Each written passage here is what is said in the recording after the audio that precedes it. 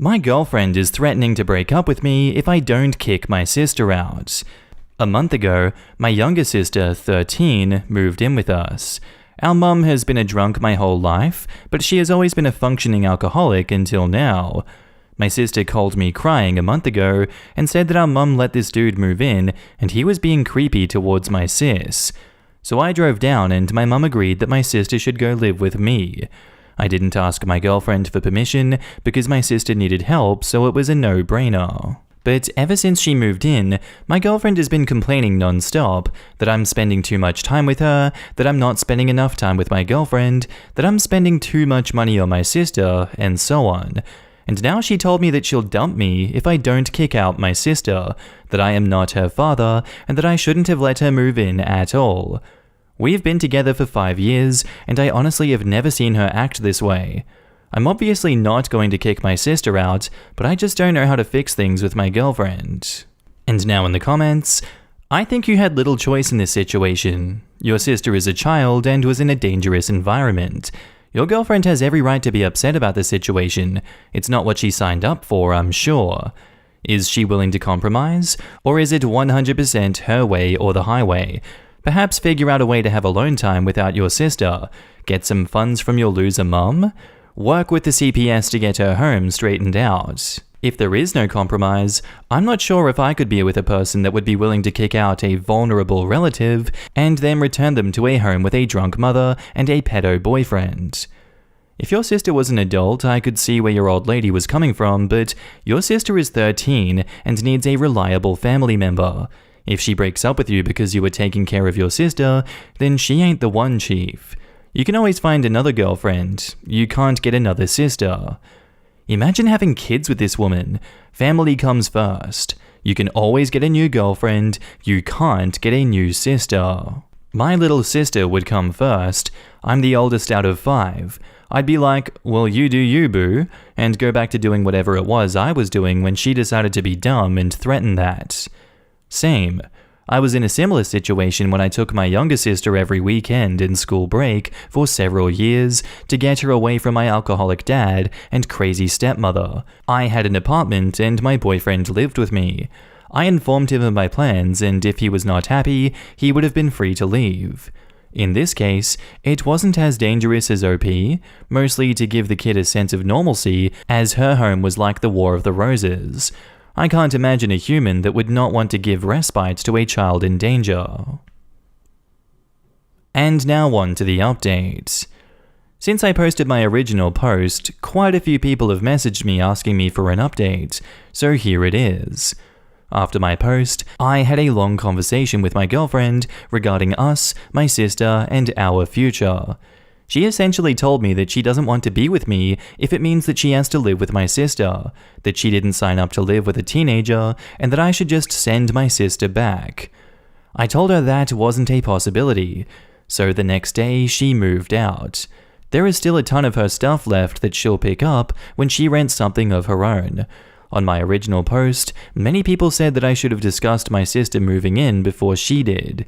And maybe I should have, but my sister called me crying, so that same night, I got in my car and drove 400 miles to pick her up. As much as I love my girlfriend, now ex, my sister always comes first. Also, a few have asked how long my sister will stay with me, and honestly I don't know. Mostly till she's an adult, unless our mum gets her life back on track. And now in the comments, you absolutely did the right thing. You are an awesome brother.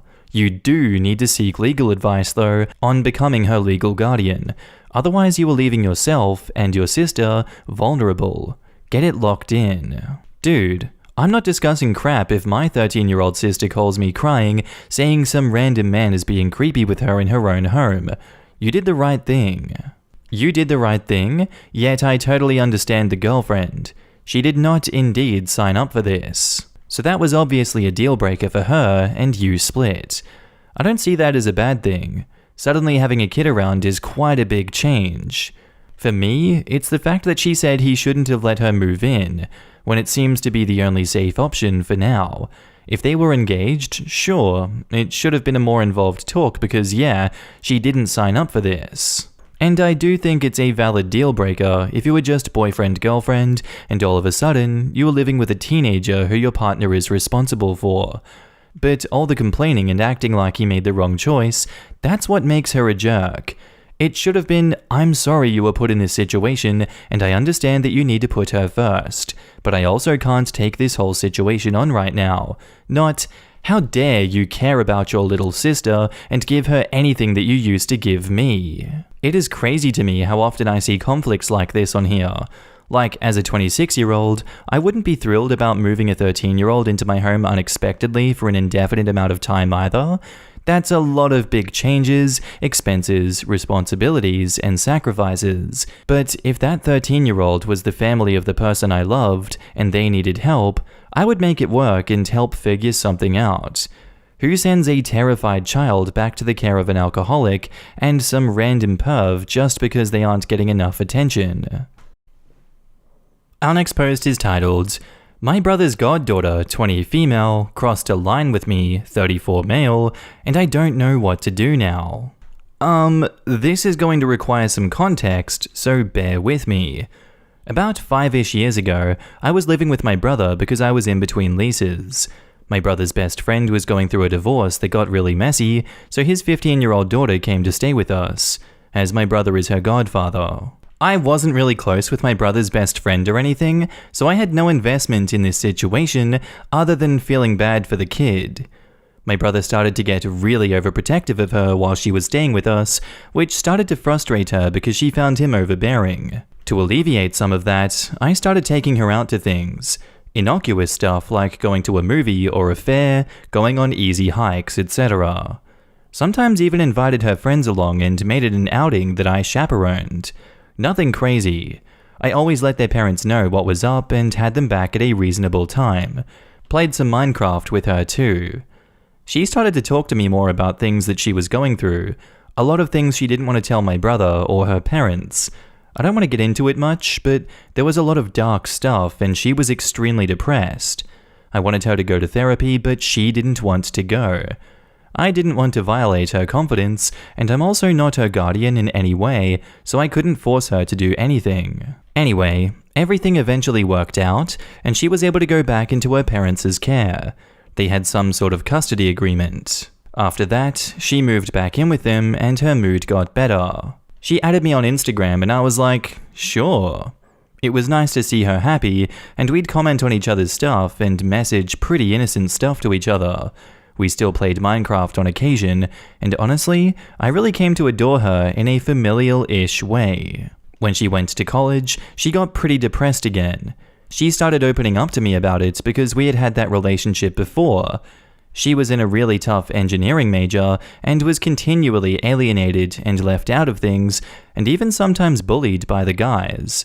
She tried to ignore it, but it seemed hard for her. I've never gone to college myself, so I don't know what it's like, but I felt really bad for her. To be honest, I also didn't understand why this was happening to her, because she really is a smart and pretty girl. Like, I'd imagine kids would be falling over themselves to be her friend, but again, I can't really speculate. This is where it gets kinda dicey, I guess. Honestly, my heart feels so anxious about this now writing about it. She would cry to me about not having close friends and no one she could talk to on a deeper level. She said that she felt robbed of a college experience because no one cared to involve her. I didn't live that far away, so sometimes on Friday nights, she would ask to stay with me because she didn't want to be in the dorm when others were partying since she would be alone in her room. So I let her stay over, never ever ever in the same room. I want to also state that she was not a minor at this point, so while I felt bad about not telling her parents, I recognized that she was an adult and it was not my place to tell them. Well, a few weeks ago, I guess at the end of her term, she wanted to come over. She told me a lot of worrying stuff, and I expressed concern and wanted to comfort her, but then she full-on kissed me. I pulled back and was like, what the F? Holy crap, girl, no. When I was done panicking, I told her I couldn't date her, but she said that we didn't need to date. I was like, if not dating, what then? What else is there? Because whatever it is, I'm not going to do that either. She then started sobbing and told me that she was sexually assaulted by a woman that she had made friends with. She said she was so eager to connect with someone that she ignored some red flags, and now she didn't know what to do with herself and doesn't know how to be a normal person. She said that I was the only person she has ever had a real connection with. She begged me not to tell anyone else because she was ashamed. She was scared no one would believe her because there is no proof. I believe that this happened to her because I've known her for a while and she is a very honest person, and I feel awful for her. I do genuinely want to support her, but I also feel like a really shitty human. Like, did I accidentally groom her? Am I one of those gross-ass men? Looking back now, I can see how having regular private contact with her might have been inappropriate. Did I lead her on? I never got any indication that she saw me in this way. I know I can't abandon her through this really difficult time, but if I'm going to be honest, I personally can't roll this back. I need to cut this relationship off at some point because it wouldn't be healthy for either of us. I don't want there to be any inkling in her mind that an intimate relationship is possible here. Can someone help me navigate this? I'm so anxious about it. I know she wants my comfort, and the thought of her having no one breaks my heart, but it's so hard for me to look at her after she seeded these weird thoughts in my head. I'm a naturally anxious person, so all of this has been really stressful. Edit. I just wanted to add a few things about her mental state that scares me in terms of cutting her off. She has been self-harming for a bit, hitting herself, has some disordered eating that I've tried to help her with, talked about general existential tiredness, grief, guilt, unaliving, etc. Something that I didn't mention is that the main reason for her parents' divorce was a traumatic incident that is hard to get into because it might be identifying. Her parents never got any sort of treatment for her for this, and didn't even go to grief counseling themselves. I think this is why she is also so resistant to therapy, because her parents never prioritized it themselves. She has gone through way more than anyone her age should, and that is why I feel so bad. It's a lot for me, but I feel really paternalistic, and it makes it difficult for me to just let her sink or swim. Having said all that, some of you guys have mentioned her reliance on me and dismissing therapy as a way of her to hold me emotionally hostage, and in stepping back, I can also see that. There are many times I've had to cancel plans and even dates because she needed someone to talk to. I honestly don't think she's done it on purpose, maybe unintentionally. Thinking about all of this has made me really exhausted. I'll try to respond to comments as best I can. And now in those comments, she needs therapy, badly. She has a lot of unresolved issues from her childhood that, although you helped her get through it, she never got over it and is now dealing with the confusing trauma of being sexually assaulted. You clearly tell her that although you can be there for her, you are not a professional. You are not qualified to help her handle or process her experience, and that she absolutely needs to see a therapist from one adult advising another. Make it absolutely clear that her seeing a therapist is crucial, or else she might violate your boundaries again out of desperation. If you are truly one of the only people she can be vulnerable with, make her understand that therapy is for the best, or else she has a high chance of losing your friendship too. Edit. Because your updated edit mentions she's dealing with self-harm, eating disorders, and suicidal thoughts, it is even more important that you seek professional help for her.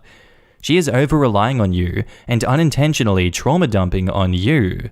You mentioned you had to drop plans midway just to rush back whenever she cries out for help or someone to even talk to. This is no different from when someone you care about does something dangerously drastic to get your attention to tend to them. Whether she is aware of it or not, this result does not change how codependent on you she has become. Her saying, "I already have you," is proof of how much she's making you be her sole pillar of strength. She's probably also too entrenched in her own issues to see how distressing this situation is for you. Something you need to acknowledge is how there aren't any positive associations you have written about her. I know that you paternally care about the girl, but everything from consoling her to worrying over her all stem from negative things that also impact your mental health. You are essentially crippling your life in an attempt to coddle her. She's a young adult and needs to properly work on her issues so that she'll be able to live a fulfilling life. She needs professional help, especially if she's self-harming and has constant suicidal thoughts. You're like a cool uncle, but you aren't her uncle. To you, it was familial. To her, it is a huge part of what probably improved her life. Then your lack of experience kind of unintentionally caused issues.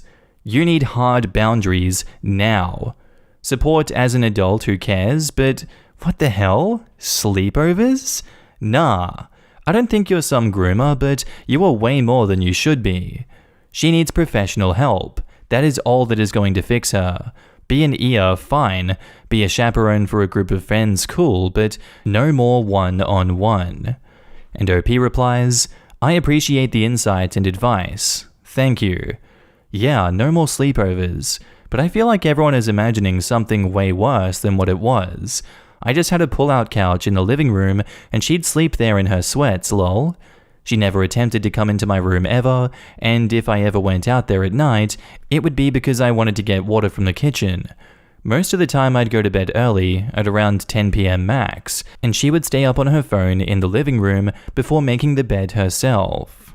Look, OP, I don't think anyone thinks your intentions were inappropriate or even leading her on/creepy. They were just not a great idea in retrospect. I think you explained yourself pretty well. Didn't come across creepy, at least to me. Seemed genuinely being a good dude. I'm a dad of 13 and 16-year-old girls. My perspective was less about your actions, more about how she's seeing things. You're a father, and OP isn't. As a father, honestly now, what would you feel like if your brother's 30-year-old male friend was your eldest daughter's shoulder to cry on and friend? Never disclosed this with you, hung out a lot with her one-on-one, and by the time she turned 20, he would have her on weekends at his house, just the two of them, and wouldn't tell you or your daughter's mother because I quote, she was not a minor anymore, and it wasn't up to him to get involved in telling you. And now on to the update/edit 2. Yep, I get it, no more overnight/sleepovers. Edit 3, this thread has been a lot to digest, and I feel like a whole thing has been unraveled. I'm so weary now, lol. Anyway, I have been thinking about this a lot, and I've arrived at that I have to step back from this relationship and hand off the heavy stuff to another adult. But I think that adult should be her mom.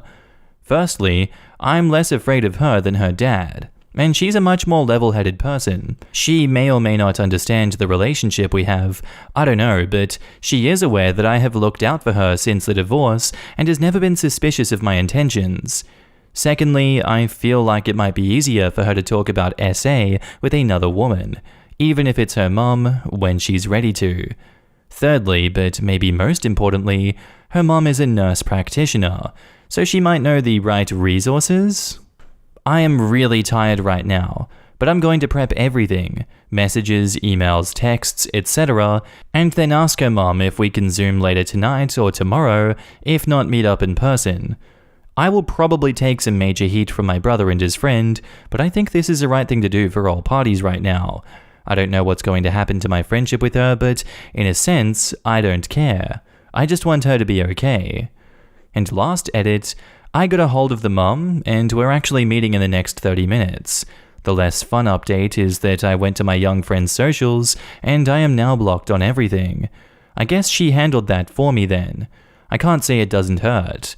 I'm still going to send her an email officially stating my boundaries and letting her know that what happened wasn't okay, but also telling her that she needs professional help, and I hope she's able to receive it. And now in the comments, it's so hard when you are just legitimately trying to be a good human and support someone, but you wind up being in this position. I'm glad OP is distancing himself, but also put measures in place by reaching out to the parent. This is definitely too much for any one adult to handle, especially on the younger scale. This feels like a BoJack situation with me. OP was trying to be a good friend/authority figure to someone who he really did care about. But in doing so, he unknowingly fostered a tentative romantic relationship with a vulnerable young girl. The difference is that OP has set clear boundaries, whereas with BoJack, we don't know what would have happened if the girl's mom didn't walk in on them. There were so many times throughout OP's post where I thought, damn, that's gonna backfire, and it did. Like keeping the fact that she was depressed hidden from her parents. Not a good idea at all, unless her parents were the root cause of her depression. But in that case, OP still could have told his brother.